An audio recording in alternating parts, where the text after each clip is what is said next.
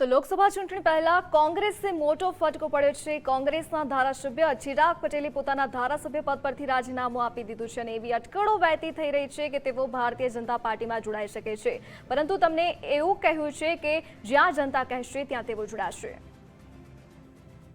ખંભાતના ધારાસભ્ય માન્ય શ્રી ચિરાગ કુમાર અરવિંદભાઈ પટેલ, જેમણે આજે વિધાનસભામાં મારી ચેમ્બરની અંદર પોતાની સ્વેચ્છાએ ધારાસભ્ય પદેથી રાજીનામું આપ્યું છે અને તે રાજીનામાનો મેં આજે સ્વીકાર કર્યો છે। તો વિધાનસભા અધ્યક્ષને ચિરાગ પટેલે પોતાનું રાજીનામું આપ્યું છે। તેઓ કોંગ્રેસ પાર્ટીના ધારાસભ્ય હતા, પરંતુ હવે તેઓ કોંગ્રેસ પાર્ટી સાથેથી છેડો પાડી ચૂક્યા છે। તેઓએ પોતાના પદ પરથી રાજીનામું આપી દીધું છે। તો ચિરાગ પટેલે એવું નિવેદન આપ્યું છે કે તેઓ હવે જનતા જ્યાં કહેશે ત્યાં તેઓ જોડાશે। તો લોકસભા સુધીમાં કોંગ્રેસમાં કોઈ પણ નહીં રહે તે પ્રકારનું નિવેદન પણ ચિરાગ પટેલે આપ્યું છે। તો કોંગ્રેસમાં સંકલન અને સંચાલનનો અભાવ છે તેવું પણ તેમના દ્વારા કહેવામાં આવ્યું છે। તો લોકસભા ઇલેક્શન આવી રહી છે 2024માં, તો ત્યાં સુધી કોંગ્રેસ પાર્ટીમાં કોઈ પણ ધારાસભ્ય નહીં રહે તે પ્રકારનું નિવેદન ચિરાગ પટેલ દ્વારા આપવામાં આવ્યું છે। તો ચિરાગ પટેલે ધારાસભ્ય પદ પરથી રાજીનામું આપી દીધું છે। ખંભાતના ધારાસભ્ય હતા ચિરાગ પટેલ, તેઓએ પોતાના પદ પરથી રાજીનામું આપી દીધું છે। તો કોંગ્રેસનું હવે સંખ્યાબળ 16 થઈ ગયું છે। કોંગ્રેસમાં 17 ધારાસભ્યો હતા।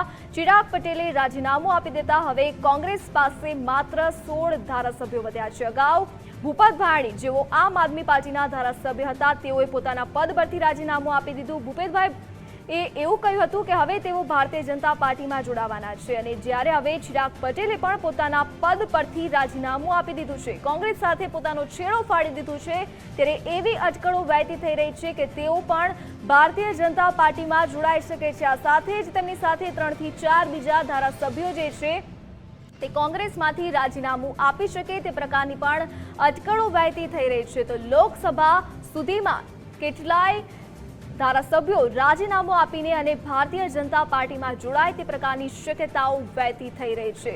તો ચિરાગ પટેલને જ્યારે પૂછવામાં આવ્યું ત્યારે તેમણે એવું નિવેદન આપ્યું છે કે કોંગ્રેસમાં સંકલનનો અભાવ છે, સંચાલનનો અભાવ છે, તો લોકસભા સુધીમાં કોંગ્રેસમાં કોઈ નહીં રહે।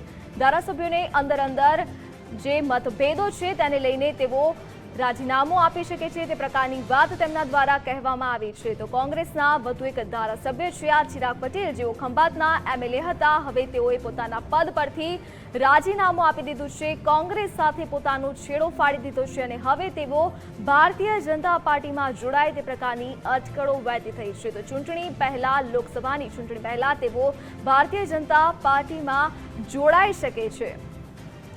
તો લોકસભા સુધીમાં કોંગ્રેસમાં બીજા કોઈ પણ ધારાસભ્યો નહીં રહે, બીજા 2-3 ધારાસભ્યો રાજીનામું આપી શકે તે પ્રકારની પણ અટકળો વહેતી થઈ છે। કોંગ્રેસમાં સંકલન અને સંચાલનનો અભાવ હોવાની વાત પણ ચિરાગ પટેલ દ્વારા કરવામાં આવી છે।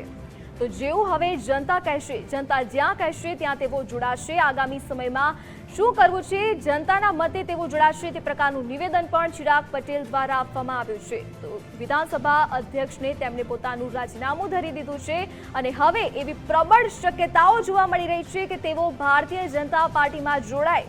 તો કોંગ્રેસને મોટો ફટકો પડ્યો છે। લોકસભા ચૂંટણી પહેલા કોંગ્રેસના ધારાસભ્ય જેઓ હતા ખંભાતના એમએલએ ચિરાગ પટેલે પોતાનું રાજીનામું આપી દીધું છે। વિધાનસભા અધ્યક્ષ શંકર ચૌધરીને તેમણે પોતાનું રાજીનામું ધરી દીધું છે અને હવે એવી શક્યતાઓ સેવાઈ રહી છે કે તેઓ ભારતીય જનતા પાર્ટીમાં જોડાઈ શકે છે। અગાઉ આમ આદમી પાર્ટીના એમએલએ ભૂપત ભાયાણી દ્વારા પણ રાજીનામું આપવામાં આવ્યું હતું, તેમની પણ શક્યતાઓ છે કે તેઓ ભારતીય જનતા પાર્ટીમાં જોડાય। તેમના દ્વારા પણ એવું કહેવામાં આવ્યું હતું કે તેઓ ભાજપમાં જોડાઈ શકે છે અને હવે વધુ એક નેતા જે કોંગ્રેસના છે તેમણે કોંગ્રેસ સાથે પોતાનો છેડો ફાડ્યો છે અને શક્યતાઓ એવી વહેતી થઈ રહી છે કે તેઓ પણ ભારતીય જનતા પાર્ટીમાં જોડાઈ શકે છે। આ સાથે જ અન્ય ધારાસભ્યો પણ કોંગ્રેસમાંથી છેડો ફાડીને ભારતીય જનતા પાર્ટીમાં જોડાય તેવી શક્યતાઓ જોવા મળી રહી છે। તો ચિરાગ પટેલનું એવું પણ કહેવું છે કે કોંગ્રેસમાં સંકલન અને સંચાલનનો અભાવ છે, તેના કારણોસર ધારાસભ્યો આગામી સમયમાં પણ રાજીનામું આપી શકે તે પ્રકારની શક્યતાઓ વહેતી થઈ છે। આગામી લોકસભા 2024ની ચૂંટણી સુધી કોઈ પણ કોંગ્રેસ પાર્ટીમાં નહીં રહે તે પ્રકારની વાત પણ ચિરાગ પટેલ દ્વારા કરવામાં આવી છે। તો ચિરાગ પટેલ ભારતીય જનતા પાર્ટીમાં જોડાય તેવી પ્રબળ શક્યતાઓ. તો લોકસભા ચૂંટણી પહેલા કોંગ્રેસને મોટો ફટકો કહી શકાય, કેમ કે વિધાનસભા ચૂંટણીમાં માત્ર 17 બેઠક જે કોંગ્રેસને મળી હતી, 17 ધારાસભ્યો હતા, તો હવે લોક સંખ્યા 16 થઈ છે.